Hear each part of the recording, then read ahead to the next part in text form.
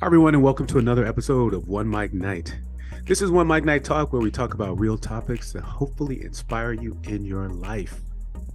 My name is Marcos Luis, and I want to thank you guys once again for everybody tuning into the episodes on YouTube and listening to all the audio. Make sure if you don't subscribe to the YouTube channel, it's better to watch it so you can see it in real time. Today, we are back with licensed clinical psychotherapist Shane Mark Tull, and also he's the author of the book, The Mental Health Pandemic, and we got a lot to talk about. Welcome back, sir. It's good to be here. How are you? I'm doing well. I'm so glad you could come and, help us with a lot of things that we need to talk about, in our society. So the last time we were together, we were speaking about the Tre Nichols case. We actually filmed on the afternoon prior to the video release. So there's a lot of things that we didn't get a chance to talk about. So I want to kind of bring up some of those and update everybody on what's happening right now and where we stand just as individuals and people on this this horrific journey, So I think, first of all, I want to talk about the reaction that we both have on this video. It's been out. It was released on Friday. I think it was January 27th, maybe. And yeah, I'm going to just say right away, I was horrified. I was angry. I was frightened. I had a lot of emotions going through me. I felt the pain. It's very disturbing. It's like it's just repeating these incidents, and it makes people wonder, where we are. Are we still considered 3/5 of a person? Because the way that this man was brutally beaten, like an animal. And hopefully I'll be able to insert a clip of the video in here so people can see what we're talking about. It's a hard thing to watch. First of all, those of you who don't have a threshold for pain and that type of thing, I don't even recommend watching. I am still recovering from watching it. I think if someone can look at that and be traumatized enough to develop a mental health diagnosis of PTSD, it was that graphic, it was that potent. I was asked earlier on a radio show if I thought, looking at it as a clinician, or did I look at it as a parent? I looked at it because that could have been my child. Yes, for sure. Could have been me, could have been one of my siblings, could have been, that was us. Absolutely. And the brutality, it was jarring. The carelessness of it, the inhumanity of it, but the most horrific part, these were black men beaten, criminalizing, kidnapping another black man in public with impunity. They were just very, it's okay. It was very clear that's the culture of that unit. Right. It was very clear that this is everyday standard practice.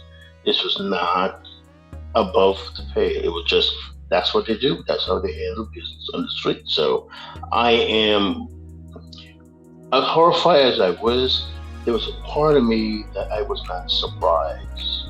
And that saddened me because I didn't I knew it was going to be bad. Yeah. I just knew. I knew it was going to be bad. I knew it was going to be horrible. My heart ached. But there was a part of me that I wasn't surprised because the rage that black men walk around with, living, coexisting in these bodies, is intense. Yes. And it was clear the way they projected that anger and demonstrated that anger and that defenseless person because all the injuries that they imparted in him, it was brutal. Yeah, I want to say, let's kind of catch people up to date as far as the video goes. For those people who did not watch it, Tre Nichols was pulled over for erratic driving. He was Allegedly.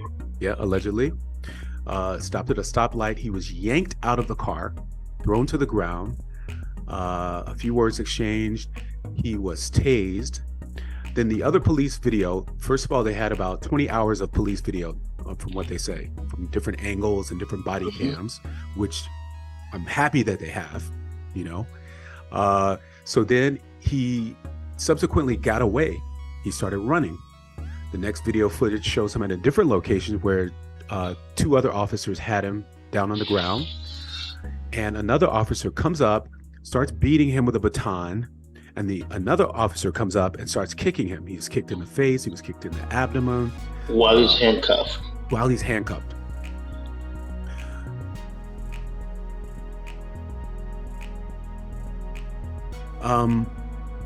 That's a hard thing to see. It's a hard thing for me to even talk about.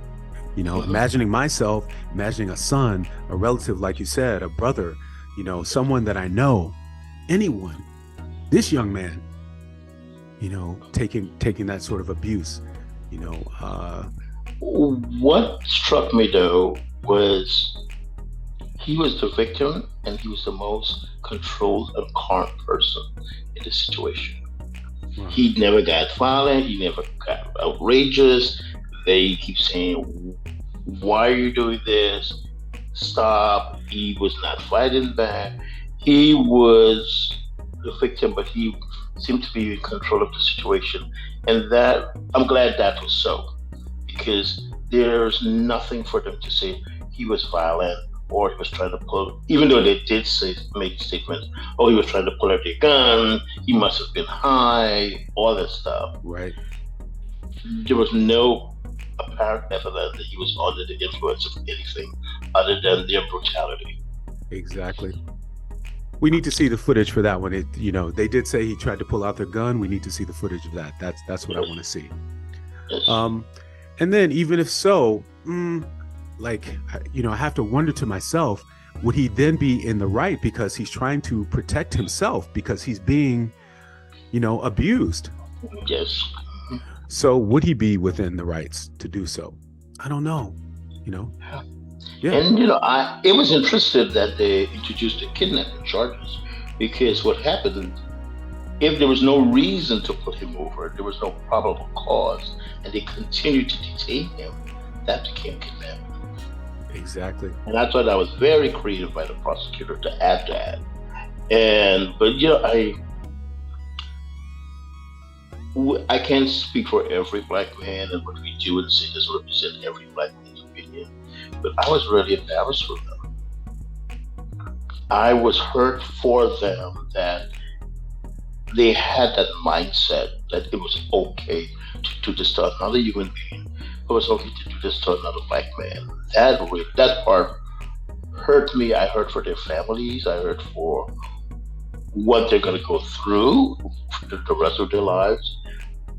So at what point and where do we have a conversation around civility or around compassion and humanity? I was on a show yesterday. They were talking, we have diversity in the police forces and all this stuff, and this was the reason, because white cops were doing this. And my point is, diversity without sensitivity is a lost cause. Absolutely. A lost cause. Absolutely. And I think this type of thing, one more officer I think was indicted, who was a white cop. They said he, had something to do with it as well. So, but I guess the question is, where does this all come from? And we talked about this a little bit before. There's a black wall inside of a blue wall. Mm-hmm. So there has to be, the issue of power. That's in addition to what you mentioned earlier. Where is the humanity? Where is, how can you, the anger that black men carry with them, and then you execute it along with the power that you have and unleash it on other people. And these are young black men that they give them this. I mean, being a police officer gives you a lot of power. Being in a specialized unit even gives you more power. Right. It gives you a lot of things. It gives you more financial freedom.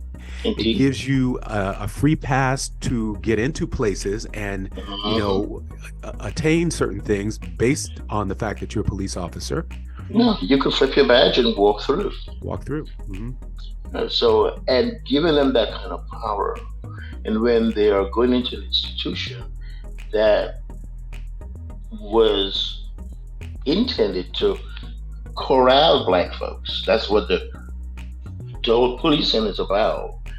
And they're in that institution, and it's been made very clear to them early: are you black or are you blue? This blue wall, it's the blue. This is what you have to be committed to. You have to show allegiance to that, and you got to do everything you need to do to protect the blue.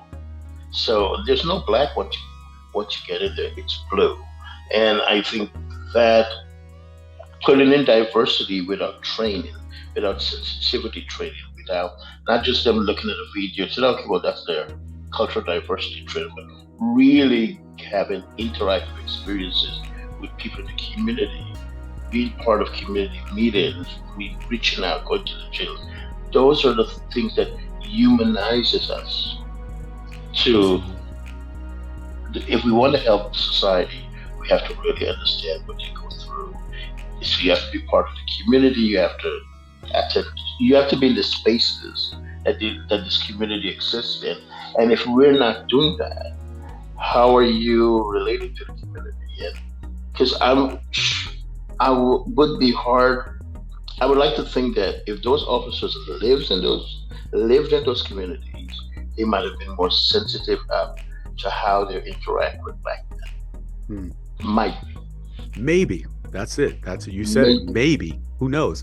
Because as I mentioned before, being a police officer gives you sort of an elite pass to come and go, to, do a lot of things and have privileges. So maybe even if they lived in the neighborhood, they wouldn't feel like part of the community or feel like they are the respected one. They're the ones who deserve respect at all time, and whatever they say goes.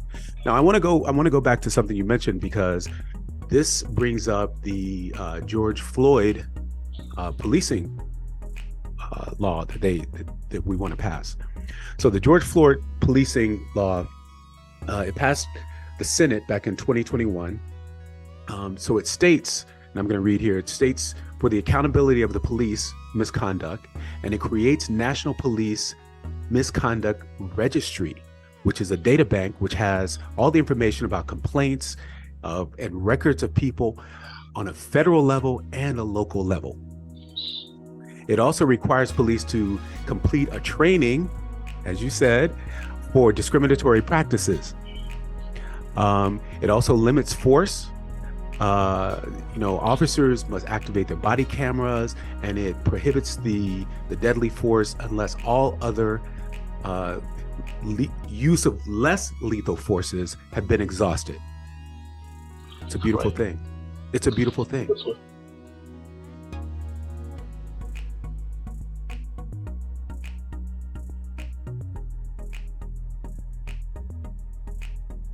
And this was passed by Congress, and it got held up in the Senate. It got held up in the Senate, and I think one of the big arguments they had is really about I think it's universal immunity for cops. Absolutely. That they were not, the Black Lives Matter movement wanted this piece in where they can be sued individually. Because I think if they know that they're not just legally exposed, but they're financially would be held liable, they will be better, or they'll give second thought to their behavior. And that was where Tim Scott and Cory Booker could not make headways, because that was the sticking point, that we really wanted that in there, which is imperative. So hopefully, I'm glad it reignited the conversation. The the Congressional Black Caucus met with the president, I think it was yesterday or the day before, really with a mandate that we really need to do something about police brutality. Absolutely. What are your thoughts on that? Do you think that the police should be held accountable individually, or should they be? I think they should be held individually. Because what really happens, the states are the ones that end up with the burden in terms of compensating families. Right. The city and the state. And I really believe that, if they know that their pension is going to be taken away, they're going to lose their house, they're going to lose their livelihood, they will act better. They'll be more responsible. Absolutely. If you know that all these things will happen and you are held accountable, then you will take more care in a situation, Yes. to reach a good outcome. If we're going to be hurt in our pocket, we respond more responsibly. That's right. So hopefully that comes through. But I really want us to really forward this conversation about how do we get past this hurt in a collective way, where there's a teachable moment and there's a heartfelt moment where we recognize what happened is bad. It's hurt. It's painful. Mm-hmm. How do we heal? How do we feel? And where do we go for healing? And two, as we were talking about, to make this not happen again. How do we make this law pass? Do we continue to lobby? Do we continue to, protest our points to let people know that the police officer should be held accountable for their actions, which would mean that they would have to take better care in each individual situation, singularly and collectively. Someone has to step in. If you see that somebody's being beat, you have to step in as a police officer and say, hey, stop it. That's too much. Yeah. It's your responsibility. It is so, and I think that's the reason I think more of them will I think yesterday or this morning they announced that another police officer was relieved of duty. Yes. So maybe the culture will change. Maybe, because this is culture. This is very clear. This is part of the institutional DNA that this behavior is acceptable, and they do it every day. So for Black men who are already scared of cops, how do we galvanize around this issue, but also support each other as we deal with this anger? Because I think a part of two things that I think we're experiencing is anger and shame.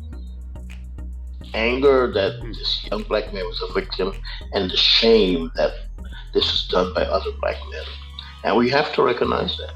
It's real. It's definitely double layer, if not triple layer. Yeah. It really speaks to how we relate to a police authority, our fellow brother, what we expect, how we carry ourselves in society even, and I think I mentioned this before, is at what point do you just comply to certain things and then deal with the legality of it later?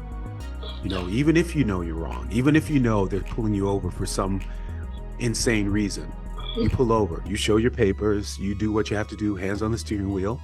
It's sad. We're still there. We're still at that point. But if the end result is death, absolutely. If the end result is death, why not do it? Yeah. We have to lose the ego as well. I'm not saying that everybody has the ego. Sometimes you have to sit back and take a little, what they say, a slice of humble pie. I know this officer's fucking with me. Excuse my French. You know this officer's messing with me. So I'm just going to sit back, do what he says, and then if I have a problem or if he's not following the law correctly, then I will press charges. I will go take the legal route. Yes. Yeah.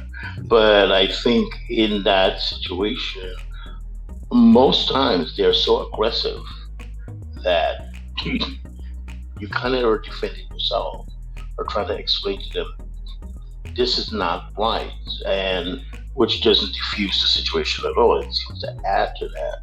So I think every individual situation is different, but I do believe that need to protect yourself comes in. It's just somebody's pulling you out of your car, Sure. cussing at you, and it's more than one of them. Yeah, like what do you do? And unfortunately, I've always said that my few encounter with the cops, the negative encounters, have been with black cops. Now that's the truth. I'm sorry, and that really that has always been something that bothered me. I've had an encounter where I own a house in New York. I was doing Airbnb, and there was disturbance on an upper floor. There were two white women staying on the lower floor. They called the cops. I mean, and they had the right to call the cops because they heard a disturbance. And when the cops came, I came down the stairs, and they immediately thought I was the perpetrator. Interesting. And those two white women, they came out and they're like, no, this is his house. So I had to explain to them after the cops left that be called me first. They said, calling the cops, and they coming into this space. I'm a black man. I could be, because they like, don't move, don't come down the stairs. And I had the nerve to ask me, well, how did you get this house? And these are two young black men, and I'm looking at them like, are you crazy? You're in my house. You're right. in my hallway. Yes, you're the cops, you were called. And the women are explaining to them, this is his house. We're calling, we heard a disturbance, we didn't know if he was home, and we felt unsafe. Even then, they're like, still don't move. And so how do, that's exactly what we're talking about. How do we handle those situations? Do we handle it with calmness? Do we handle it with aggressiveness back? Those are the things that we have to think about in those times. So, in that moment, you really, I have to think about, I need to live through this night, and I don't need them to shoot me in my own house. So I step back, and when they figured it out, they calmed down, and I brought it to their attention. This is why we're scared of you guys. Right. So this is my home. Exactly. You didn't even. I see the presumption that you thought that I'm the perpetrator. Exactly. So now then we have to get into the psychology of the police. Correct. What's the psychology of the police? It's already people of color are black cops. So they already thought that, hey. So I guess the broader question is, how do black cops see us? Yes, that's exactly what I mean. Do they see us as potential criminals, black men, people just like them?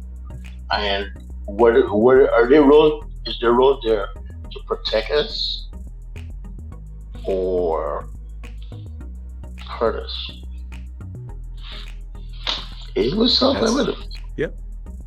That's it. And that's what I mean, and obviously it's not every single police officer, has that mentality, but we can based on the evidence, we can make an assumption that it's the psychology of the police, that the people of color are the people who are the problem. Yeah. So how do we have these conversations with black cops? Letting them know not all of us are trying to hurt you. Just how you're trying to get home to your family tonight, we deserve the same discretion. We should be able to go home to our families without being beaten, without being killed, literally. Right. And that goes back to what we were saying about, the police entering a situation. How do they go in with the sensitivity that yes, you have the right to, ask questions, but you have to treat people humanely. You have to treat them in a way, where they're respected and you are respected back, and you get the answers you need, and they can get home to their family safe, or they're detained, and then you proceed from there. So it takes work on both parts. I As agree. we're saying with the police officers, and it also takes work on our part too, to know that we must follow what we need to do, to get out of that situation. You have to let your ego go sometimes. I agree with you. Do you want to make it home? Be quiet. That's right. If you're offended at the end of it, you can always file a complaint, get a lawyer. There are always ways to address the situation after. But make sure you get home alive. Absolutely. A couple of things that I want to say, too, about this case is that in the midst of all this happening, someone started a GoFundMe page for him, and the amount of support that came out, regardless of the dollar amount, which was extraordinary, just the support and the people, the different types of people that actually came out, celebrities, the guy next door, different colors, everybody came together because they feel a way about the situation. Sure. And that's the beauty of the tapestry of America. Now, we get it wrong a lot of times, but sometimes we also get it right. Because when that happened, what happened after that? The outpour of humanity and love and support. That really should be the story of humanity. Yes, it absolutely and is. It's unfortunate such a tragedy happened to encourage us to be kind and to be humane to each other. But I guess that's the struggle of America, where bad things happen, but people respond in a way that reminds us that there are good people that exist in this country, and there are good people that do good and have goodwill. So and it I also guess it's just a juxtaposition of where we are. You're right, and it also reminds us that the laws in this country need to be modernized. We're still in a place where we're living in the past, and we need to modernize some of the ways of the world to keep up with the changing demographics, the changing culture of people, the changing way people think, everything along with that. But I think at the core of who we are, humanity should always be there. Absolutely And should be there. That was just pure brutality and lack of humanity. I would have been just as upset if that was a young white man. I would have been just as outraged. I would too. And I'm saying, though, laws, I'm saying that the modern world needs to have laws updated, to enforce the humanity. When the police, like we said before, when the police the organization was made, it was to corral certain groups of people. So laws need to be implemented so that these police officers and people of authority stay within the boundaries and are held accountable. All the time. But you have to put in those sensitivity training and engagement and really make it become part of their culture. That your job is to protect society, not to hurt them. Absolutely. I pray that culture becomes more paramount as we move on. I think change is incremental. We want it to be monumental and expeditious, but it takes time. And I believe the American experience is like a rubber band. I think Barack Obama said it best. It stretches and then it contracts. I think we're in this contraction period. Yes. Hopefully, moving forward, it will stretch and really make room for everybody, that everyone, in a way that we all feel safe in our bodies as we move around from space to space, that we feel that there is a sense of justice that is an equity that addresses my needs and does not threaten anyone else to for them to feel that if my needs are addressed, their needs are being abandoned. And I think that's where equity comes in. Right. And we need to have a conversation about equity and what that looks like for everyone. Absolutely. And you may not agree with the way things, go based on someone's feeling comfortable here, you feel a little bit uncomfortable here, but somewhere we have to meet in the middle, because it has to be a united thread, common thread that we can all, survive in and thrive in. And thrive. Emotionally and, financially, all those things. Yes. We need to feel safe. We need to feel safe in our homes and on the streets and whatever space we enter. And we don't need to feel that we have, when we enter a store or we enter the marketplace, that the way you have to be conscious of your movements and be aware of everyone else's perception of you as you enter. I was having this conversation with my son. He said that you're a black man. When you enter a space, it creates feelings from certain people. Of course it does. Not always. I'm not sure if that's ever going to change, though. It's going to be a long time, because that has a history, that's so deep. I mean, the things that we can do are actually what's happening right now. We're in February. We're in Black History Month.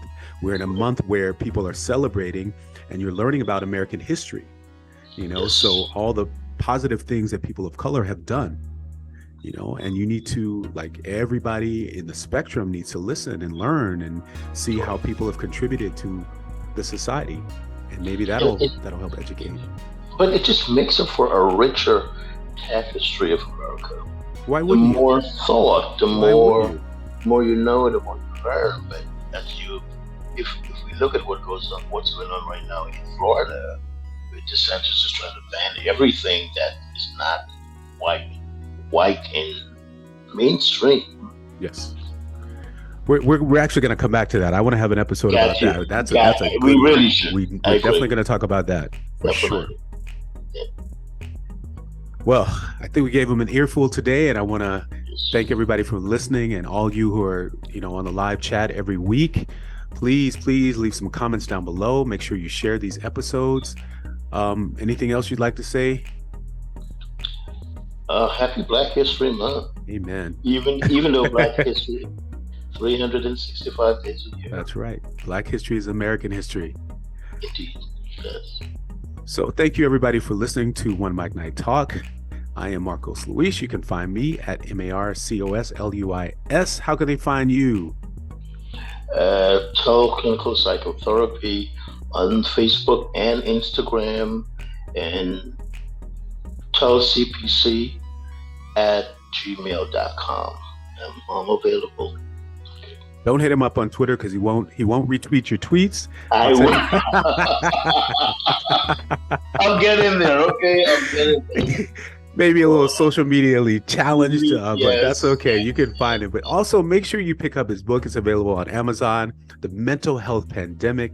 Shane M. Tull, licensed clinical therapist. Thank you so much. We'll see you next time. It's OneMicNite Talk. Find the show at OneMicNite, OneMicNite. I'm Marcos Luis. Also, make sure you check out the store, Azule's EN store. We have an Instagram page, and you can find the link down below. Thank you so much. I'll see you next time.